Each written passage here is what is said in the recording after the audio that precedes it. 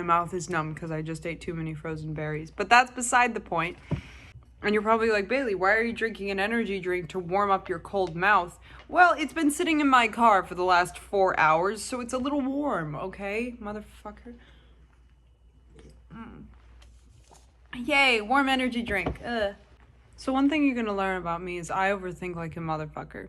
There's never, like, the second I learn information that could better my life, I will absorb it immediately. I'm a quick learner, but I will then overthink and overthink and overthink till I think myself out of that. And now I think that the thing that I have learned that is the correct information is now the wrong information, right? So I forgot rule number 1. And you're probably like, Bailey, what is rule number 1? Well, I'd love to tell you, friend.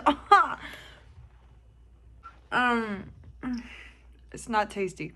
Rule number 1, put love at the center point of your life. And I've said this so much. I'm talking your fucking ear off at this point. But the reason that I say this is because there's so many different philosophies out there. There is so much information out there. And I would be crazy not to question my own beliefs and sway away from love every once and again. Because if you are just to blindly follow one idea, that can turn into a problem. Like, you need to be constantly questioning your beliefs and ideas and what's going on. But the one thing that has always improved my life is placing love at the center point of it. Like, just as delusional as this sounds, like sending love out into the universe at any given fucking point. It's deep affection for the privilege of getting to be human, right? That's what love is. And it's the same as when you love a thing or you love a person. You feel a deep affection for that thing or that person. And you can feel love for everything, like affection for everything. But there are some things in your life and some people in your life that bring out that love in you a little bit deeper. And you got to follow that. How do I explain this? I wrote this down this morning in my journal. I have a digital journal sometimes because my hands get sore from writing. This is what I wrote in my journal this morning after I saw this video on Instagram. And it was of this, I think he was a priest or he was a doctor. It was one of the two. And he said, I work with hospice patients all the time. And I see people at the end of their life dying. And you know what they ask for at the end of their fucking life? At the end of their life, you want to know what they ask for? They don't ask, oh, can I see my trophies one more time? Oh, can I go look at my certificates one more time? Can someone read me a list of accomplishments that I've done in this life? They ask for the people that they love. They ask for the people that they love. They just want to be with them one last time. That the simple art of connecting with those they love is the last thing that anyone on this earth wants to do. And he said he sees that across the board. Every single patient will ask for their loved ones. And after I saw that video, I don't know why it's very obvious why it hit me in the heartstrings so much, because it's dying people, right? I went on to go and write in my journal. I wrote this: life is a lifelong happiness project, and I will stand on the fact that love is always supposed to sit at the centermost point of your life. You're meant to find and be with the things that you love. And it's funny because I get so in my head that life is about struggle and difficulty and stay hard, which is a good mentality to be in. I literally wrote stay hard in caps, which is a good mentality to be in, because when you need a kick in the pants to get shit done, you need that place of endless fire and motivation to pull from. But then I spend an afternoon with my friends and I'm at peace. And nothing really matters as fiercely as it did. No goal of mine or accomplishing anything compares to the love I share with them. Love is and always will be the most important. If you want to go for things or accomplish things, that's second. But it should never get in the way of being with the things and the people you love. You are meant to go out in the world and find what you love and do that forever. That doesn't mean the path will be all sunshine and roses. It will suck. But anything is worth being with what you love and to be doing what you love to do. Journal entry over. And this is what I'm talking about with overthinking. Because a few weeks ago, when I was really, really sick, I had this same epiphany of like, I need to put love at the center point of my life. Even if I'm going and accomplishing something, it needs to be out of place of, it needs to be from a place of self love, or it needs to be from a place of, I really love and enjoy doing this thing and I'm willing to do anything for it, or I really love and enjoy this person, so I'm going to do anything for them. Everything has to be from a sense of love. It shouldn't be from, oh, I'm doing this to prove that I'm good. Oh, I'm doing this to prove that I'm great. Oh, I'm doing this to prove that I didn't deserve what those people put me through. It's always from love. It starts from love.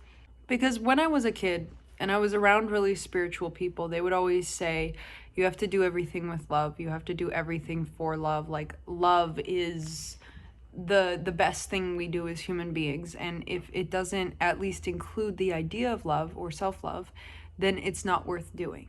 And I always thought, really, that's it, that's the whole reason we're here, is love?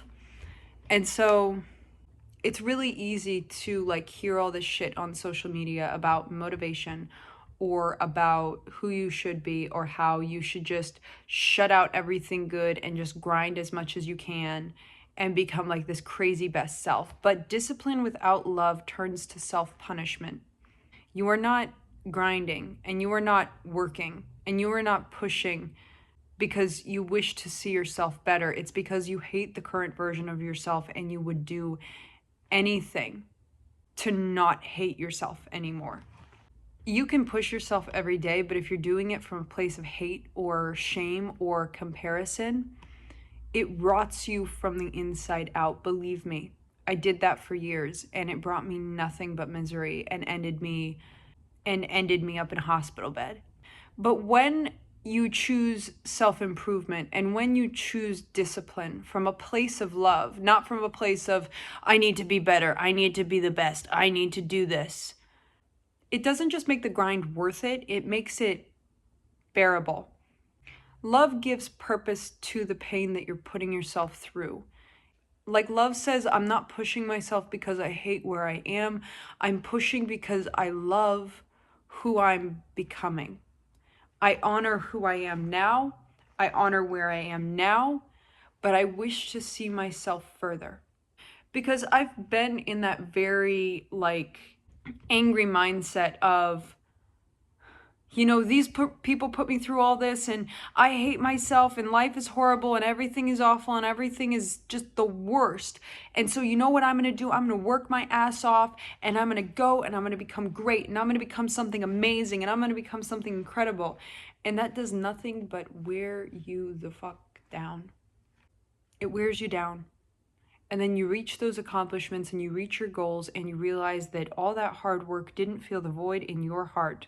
Because love is a fuel that doesn't burn you out, Fear pushes, love pulls. When you act from fear, you crash. When you act from anger, you crash. When you act from desperation, you will eventually crash. But when you do something from love, you expand. When you choose to keep your heart open, when the world tells you to shut it down, that is a strength. When you learn how to feel your emotions, let them go, and then continue along the path of life from a place of self-admiration and confidence, it is a power that is astounding. Like, loving yourself in a world that numbs is rebellious. Feeling emotions in a world that is numbs is rebellious. Finding the strength within yourself to have confidence and self-compassion in a world that numbs is rebellious. It takes power to lead with compassion in a culture that glorifies numbness. And I've been along this little journey of mine for a very long time now, and I'm trying very desperately to create a life from desperation. I'm trying to create a life of, oh my God, I want to get out of here. Oh my God, I'm so sick of my life. Oh my God, I'm so sick of doing this. I just want a different life. I want something new. I just want to be better. That's the mindset and the feeling that I'm pulling from. But when I take a fucking breath, but when I sit down for a moment and I put my hands here and I'm like, what would love do?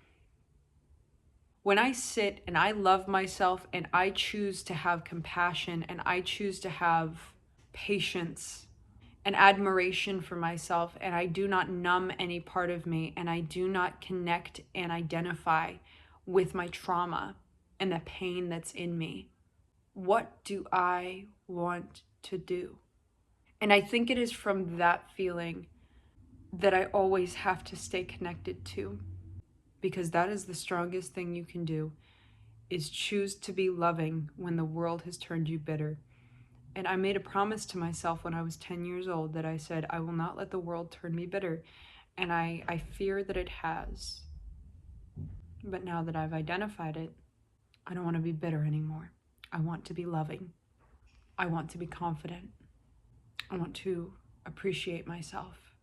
And I want the love in my heart to create the life that is best for me, not the fear that's in my head.